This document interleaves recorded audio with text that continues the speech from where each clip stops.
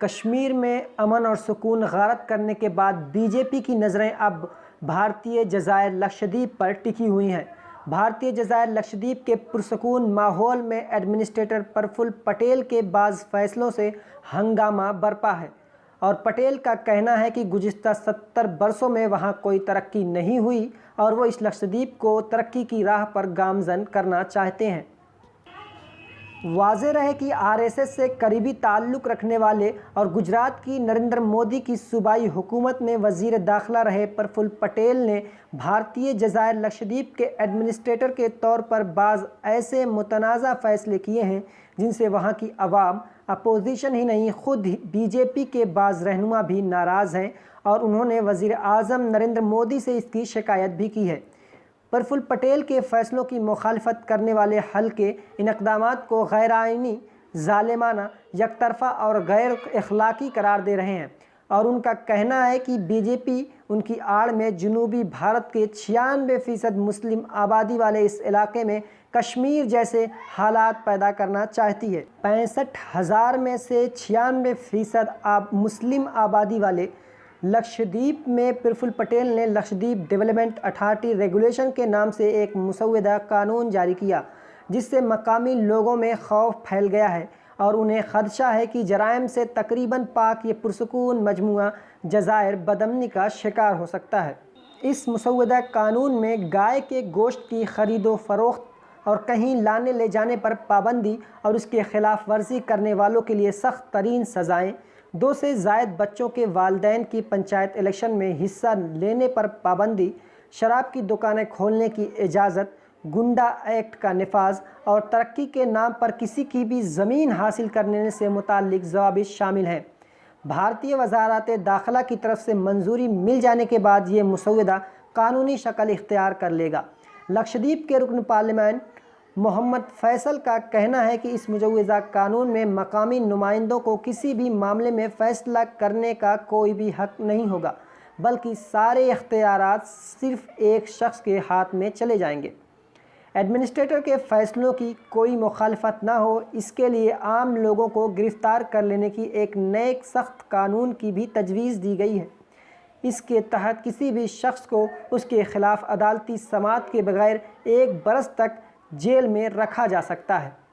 मोहम्मद फैसल कहते हैं कि ऐसी जगह जहां खुद हुकूमती आदाद शुमार के मुताबिक जराइम बराए नाम है, वहां ऐसे सख्त कानून की क्या ज़रूरत है और गाय का गोश्त जहां की मुसलमानों की अहम खुराक है, लिहाजा इस पर पाबंदी आयद करने का मतलब क्या है। और फिर खुद बीजेपी की हुकूमत वाली रियासत आसाम में तो गाय के गोश्त पर पाबंदी आयद नहीं है। प्रफुल्ल पटेल की दलील है कि हालिया दिनों में चंद ऐसे मुजरिमाना वाक़यात पेश आए हैं जिनकी वजह से इस नए कानून की ज़रूरत पड़ी है। इस सिलसिले में वो 2 माह कबल भारतीय कोस्ट गार्ड के ज़रिए लक्षद्वीप के नज़दीक मंशियात की बड़ी खेप पकड़े जाने के वाक़या की मिसाल देते हैं। अपोजिशन जमातों की मुखालफत और अपोजिशन जमातों ने प्रफुल्ल पटेल के इक़दामात की सख्त मुखालफत करते हुए भारतीय सदर से उन्हें फ़ौरन वापस बुला लेने का मुतालबा किया है।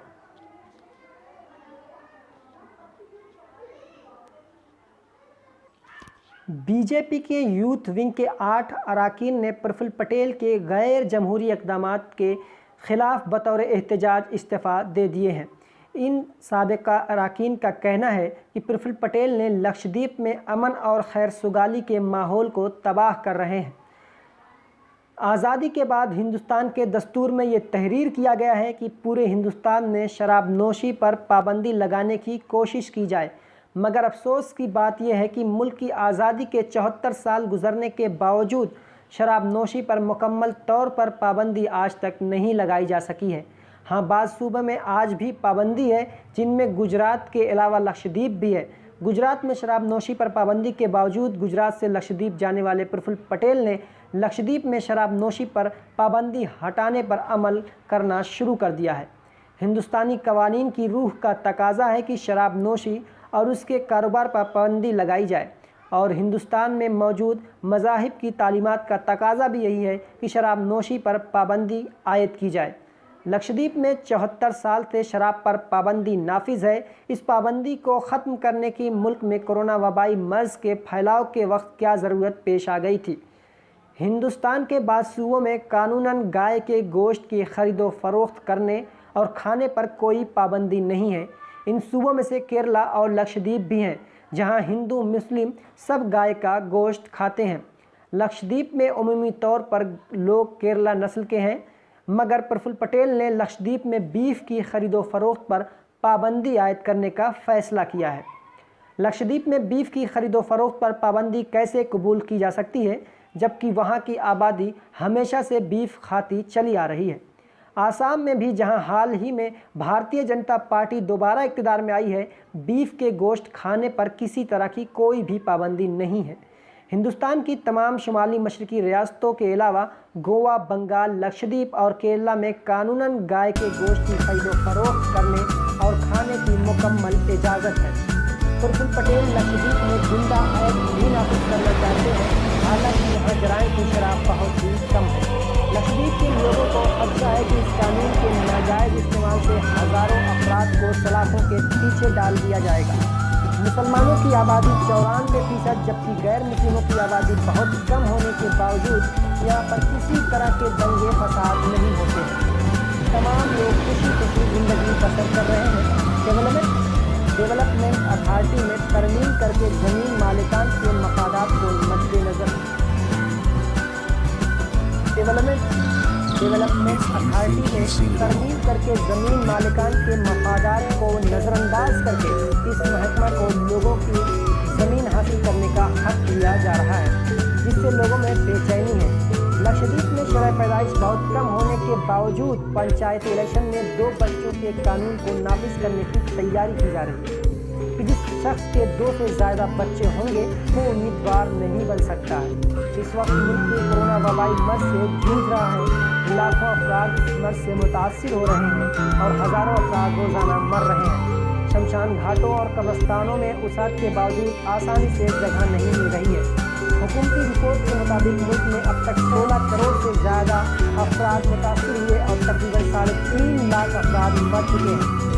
ज़मीनी हक़ाइक़ से मालूम होता है कि मरने वालों की तादाद इससे भी कहीं ज़्यादा है। मर्ज़ बड़े शहरों के बाद छोटे शहरों और कस्बों के अलावा देहातों में भी फैल गया है। वहाँ के अस्पतालों में आम लोगों के लिए तिब्बी सहूलियात दस्तयाब नहीं है। कोरोना वबाई मर्ज़ से बचने के लिए मौजूदा वक्त के एतबार से सबसे ज़्यादा मौसर दवा यानी वैक्सीन मुल्क की आबादी के हिसाब से बहुत कम तादाद में तैयार हो रही है, इसलिए वैक्सीन के मराकज़ बंद किए जा रहे हैं। मौजूदा रफ्तार में 2021 के आखिर तक भी हिंदुस्तान के 130 करोड़ आबादी को वैक्सीन नहीं लग सकती है। पूरे मुल्क में लॉकडाउन या कर्फ्यू नाफिज होने की वजह से लोगों के इक्तिसादी हालात बद से बदतर हो गए हैं। तालीमी इदारों के मुसलसल दूसरे साल बंद रहने की वजह से बच्चों का जो तालीमी नुकसान हो रहा है उसकी तलाफी आसान नहीं है।